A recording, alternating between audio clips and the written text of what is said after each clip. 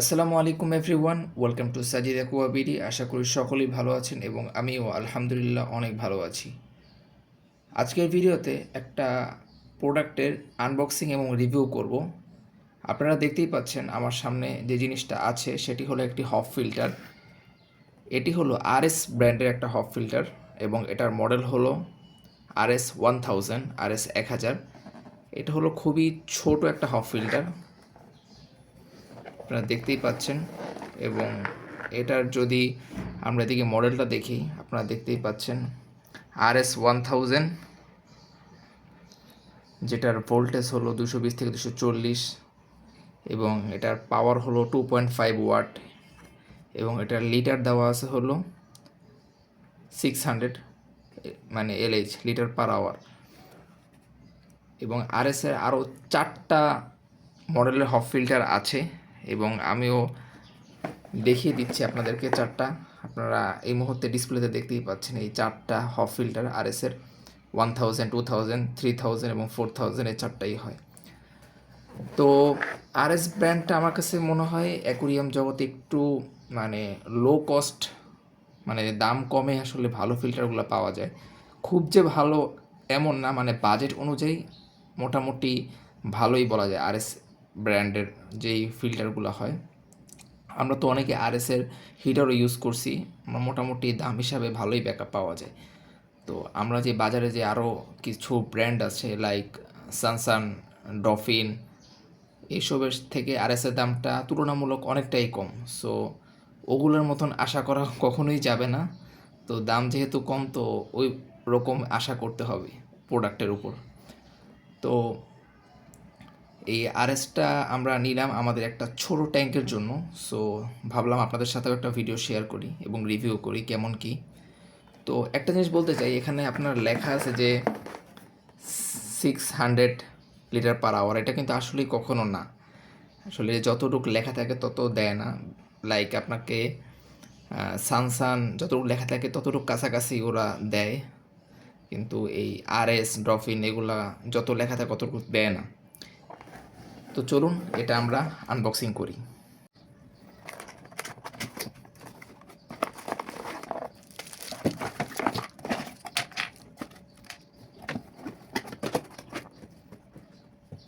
তো বক্স থেকে আমরা ফিল্টারটা খুলে ফেললাম এবং ফিল্টারটি একটি পলিতে মোড়ানো আছে, দেখতেই পাচ্ছেন।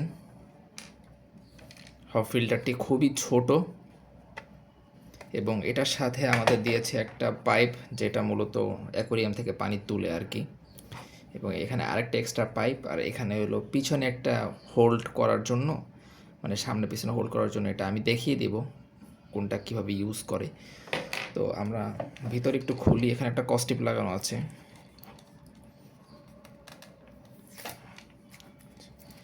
আচ্ছা, আমরা এই প্রথম উপরে যে ঢাকনাটা আছে, ঢাকনাটা খুললে আমরা দেখতে পাচ্ছি এখানে একটা ফোম দেওয়া আছে, নীল কালারের একটা ফোম দেওয়া আছে এবং এখানে একটা activated carbon, maybe yes activated carbon আছে, দেখা যাচ্ছে না।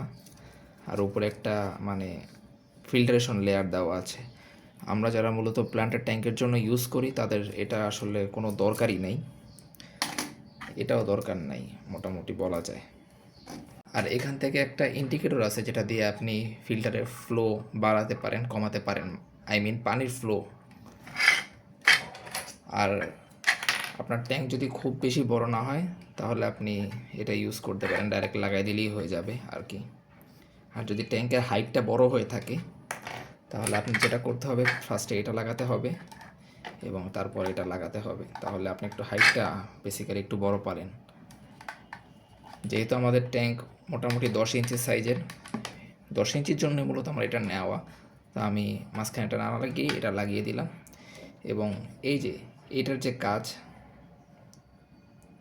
এটা মূলত এই পিছনে এখানে লাগাতে হয়, লাগিয়ে আপনাদের গ্লাসের সাথে অ্যাটাচ করতে হয়। মানে কীভাবে আপনি রাখতেছেন এটা আমি দেখাই দেবো যখন আমি ফিটিং করব। আর তো কিছুই নেই দেখানোর মতো। তো চলুন এটা আমরা ট্যাঙ্কের সাথে ডাইরেক্ট ফিট করি। অলরেডি ফিল্টারের লাইন আমরা দিয়ে দিলাম এবং ফিল্টারের উপরে আমরা পানি দিতে হবে, যেহেতু এটা আমি ফার্স্ট অন করতেছি। তো আমি এখন পানি দিচ্ছি।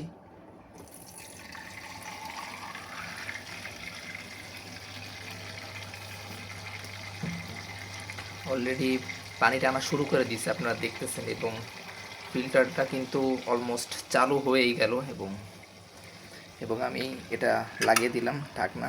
আপনারা দেখতেছেন অলরেডি কিন্তু ফিল্টার চালু হয়ে গিয়েছে। দেখতেই পাচ্ছেন এই মুহূর্তে কিন্তু আমাদের ফিল্টারটা চালু হয়ে গিয়েছে, এবং ইন্ডিকেটরটা কিন্তু বাম দিকে আছে, যেটা একেবারেই সবচেয়ে কম ফ্লো দেওয়া। তো আমি আস্তে আস্তে ডানে বাড়াই এবং দেখতেছেন ফ্লোটা কিন্তু বেড়ে গেল। আমি যদি একটু উঁচা করে দেখাই, এটা কিন্তু সবচেয়ে হাই ফ্লো বলা যায়।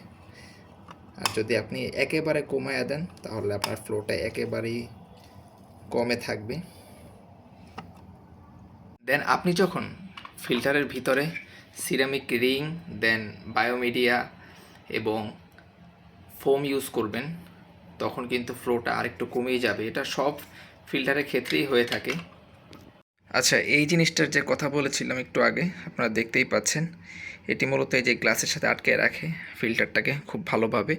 এটা না দিলে হবে কি, আপনার ফিল্টারটা বেঁকা হয়ে যাবে, যেটা আসলে খুব ভালো হবে না। এখন কিন্তু ফিল্টারটা একেবারে বরাবর আছে, এটার কাজ মূলত এইটাই। ফাইনালি ফিল্টারের সব কিছুই সেট আপ সব কিছুই দেখাই দিলাম।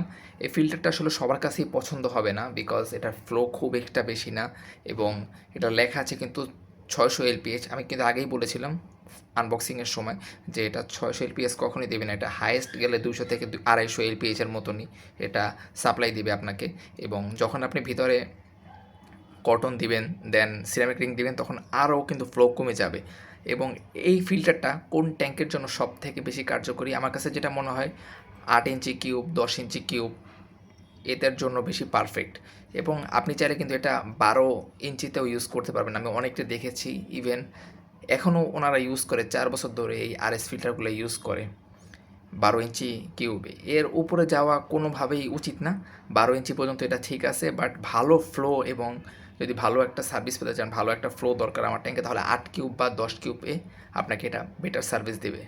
এই ফিল্টারটি কার কার কাছে ভালো লেগেছে অবশ্যই কমেন্ট করবেন, এবং কার কার কাছে খারাপ লেগেছে, কোন দিকটা খারাপ লেগেছে তাও কমেন্ট করবেন। আজকের ভিডিওটা এ পর্যন্তই। ভিডিওটি ভালো লাগলে অবশ্যই একটি লাইক দিবেন, কমেন্টে জানাবেন আপনার মতামত, এবং ভিডিওটি শেয়ার করে পাশে থাকবেন, এবং আমার চ্যানেলে যারা নতুন অবশ্যই সাবস্ক্রাইব করে পাশে থাকবেন। আজ এ পর্যন্তই, দেখা হবে নেক্সট কোনো ভিডিওতে। সেই পর্যন্ত সময় সুস্থ থাকবেন। টিল দেন, আল্লাহ হাফেজ।